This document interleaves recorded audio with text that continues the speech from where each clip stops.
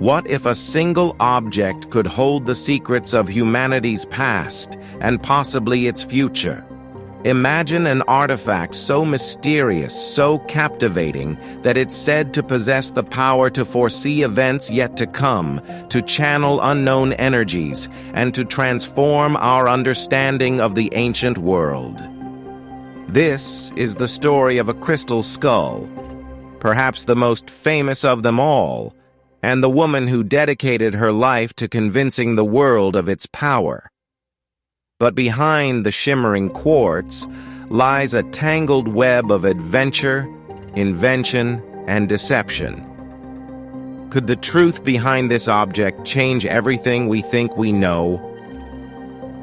Or is it merely a beautiful illusion, born from one family's desperate need to believe? Our journey begins in 1924, deep in the steaming jungles of Central America. A teenage girl named Anna Mitchell-Hedges claimed to have stumbled upon something extraordinary, a life-sized human skull carved entirely from a single block of flawless quartz crystal. The story was mesmerizing. According to Anna, the skull wasn't just a relic, it was a vessel of telepathic power. She believed that by gazing into its left eye socket, she could see visions of the future. But Anna's discovery wasn't just about a strange artifact. It was about a prophecy, an ancient legend passed down through whispers and mystery.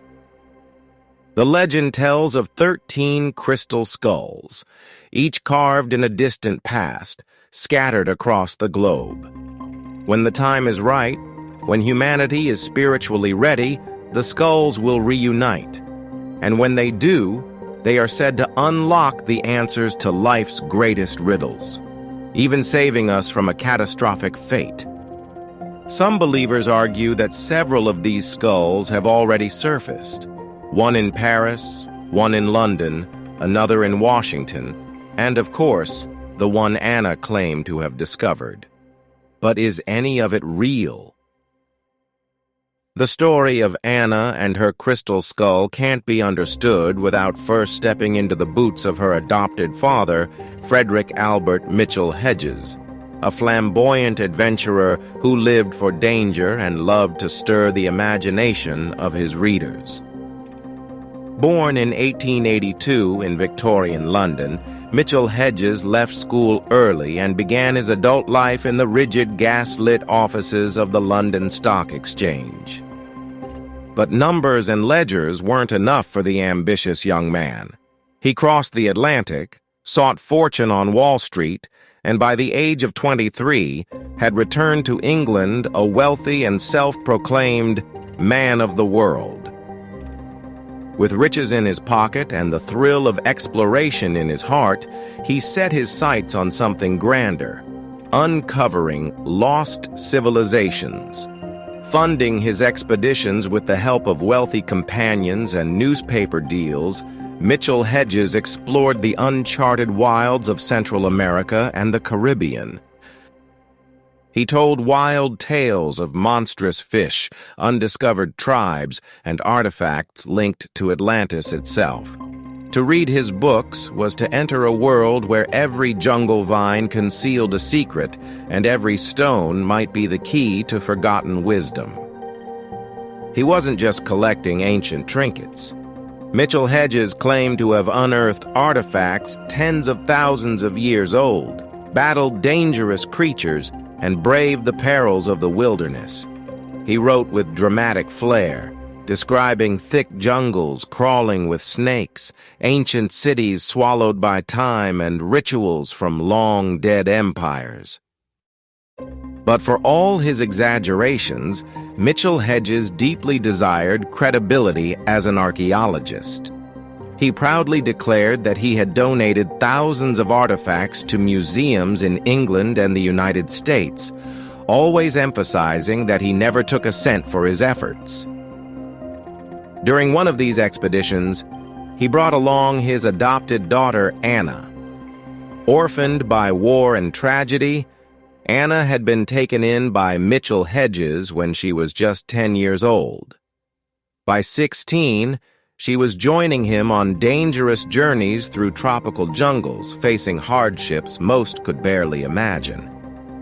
Their mission in 1924 was not to find a crystal skull, it was to uncover one of the lost cities of the ancient Maya.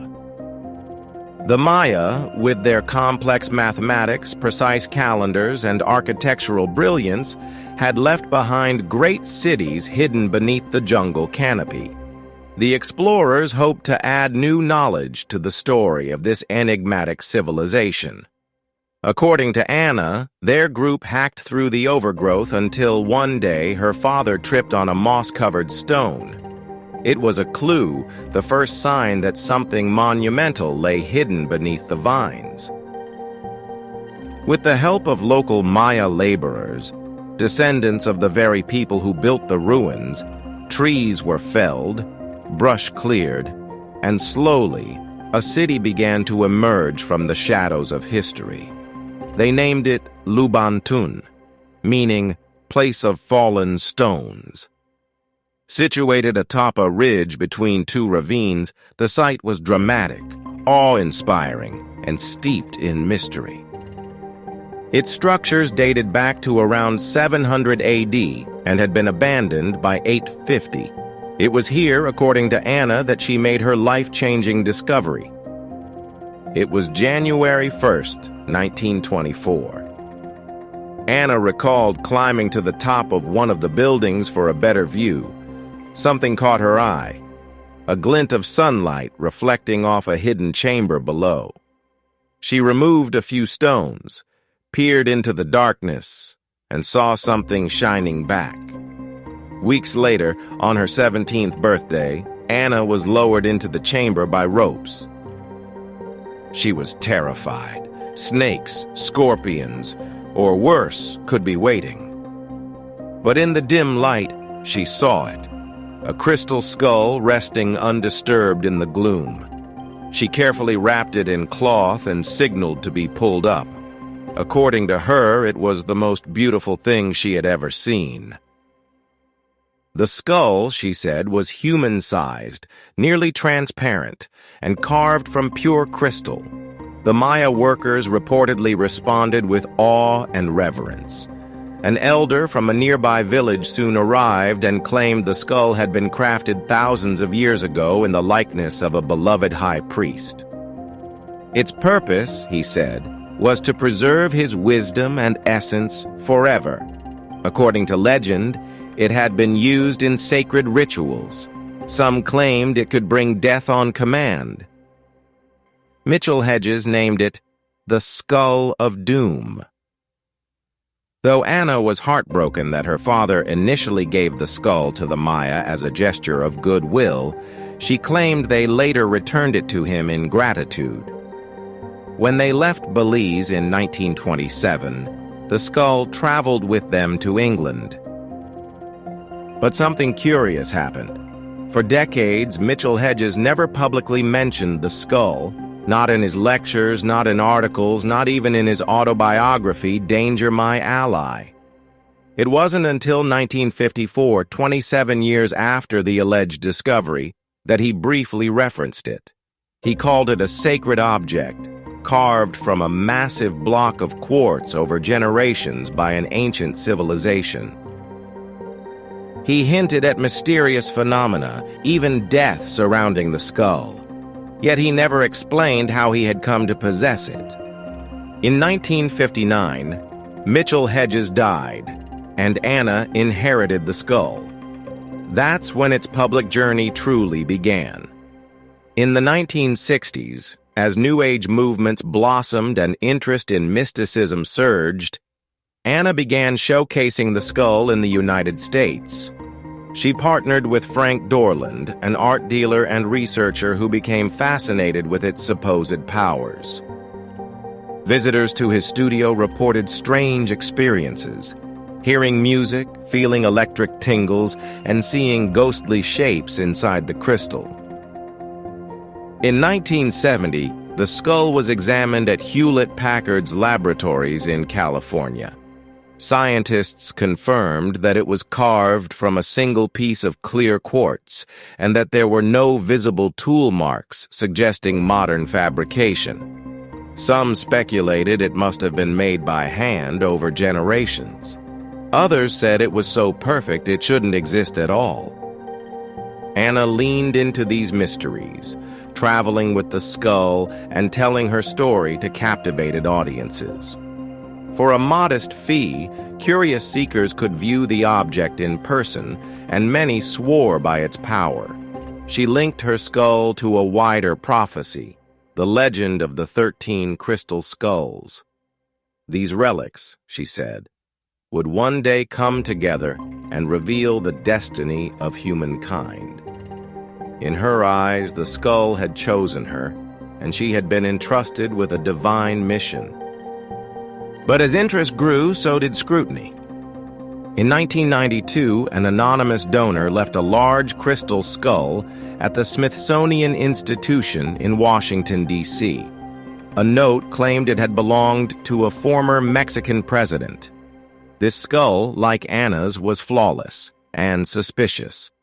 The Smithsonian reached out to researcher Jane Walsh, who began a meticulous investigation into all known crystal skulls. What she found was astonishing. The so-called Aztec skulls in Paris and London had all been linked to a 19th-century French antiquities dealer named Eugène Boban. Boban sold skulls through his Paris shop and once claimed they were the work of ancient Mesoamerican civilizations.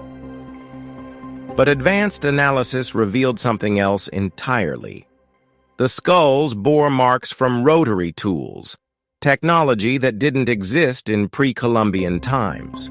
Some even showed evidence of modern diamond-tipped carving tools.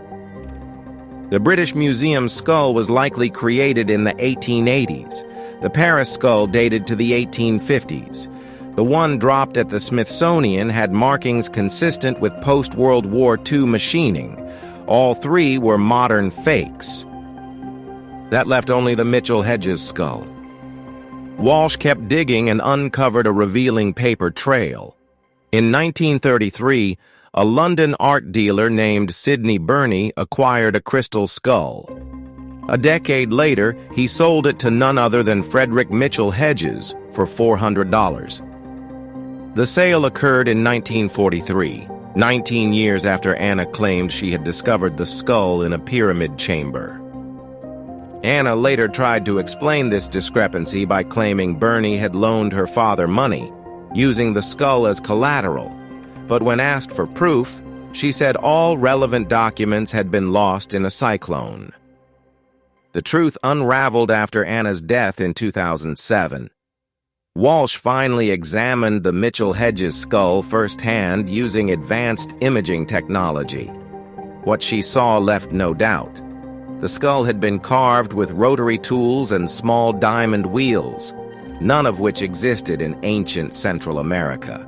Its polish, symmetry, and intricate detail all pointed to modern craftsmanship. The Mitchell-Hedges skull was not an ancient Mayan artifact. It was likely made in Europe, no earlier than the late 19th century. Even the timeline in Frederick's own autobiography contradicted Anna's claims. According to his writings, Anna wasn't in Belize with him in 1924. She didn't even join his expeditions until 1926. And there's no evidence she ever visited the Lubantun ruins until decades later. So why the elaborate tale? The answer may be as human as the object is mysterious. After her father's death, Anna found herself alone, with no steady income. She had only one asset, the skull. And perhaps inspired by her father's flair for storytelling, she created a myth. Over time, she may have even come to believe it herself. For over 40 years, Anna toured the world, enchanting believers with her tale of discovery and mystery. People were drawn not just to the object itself, but to the possibility it represented, of ancient secrets, forgotten wisdom, and powers beyond comprehension. Despite being debunked, the legend lives on. There are still those who believe the 13 crystal skulls exist and that they will one day reunite to change the fate of humanity. Science may dismiss it all as fabrication, but belief is a powerful force, and mystery even more so. At Shadows and Secrets, we explore the stories that refuse to die, the riddles that challenge our understanding, and the people who blur the line between truth and legend. If you found this journey fascinating, be sure to subscribe for more deep dives into the mysteries of our past. Leave a like if you enjoyed this tale, and explore our other videos for more secrets buried in time. That said, thank you and see you next time.